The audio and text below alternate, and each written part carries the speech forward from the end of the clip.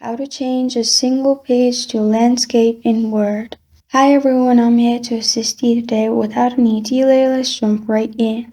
First, open Word.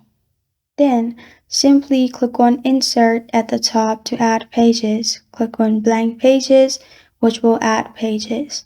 Now, first, click on the first page, and then click on Breaks in the Layout section.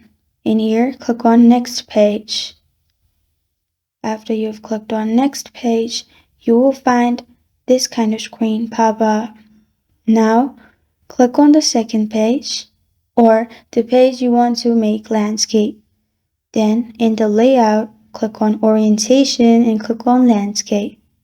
After you've clicked on Landscape, the page you selected will be in landscape. You can do same with other pages you want as well.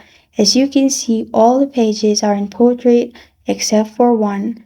And this is how to change a single page to landscape in Word. Thank you for joining me today. If this video helps you out, please leave a like and subscribe for more. Got a question or want to suggest a topic?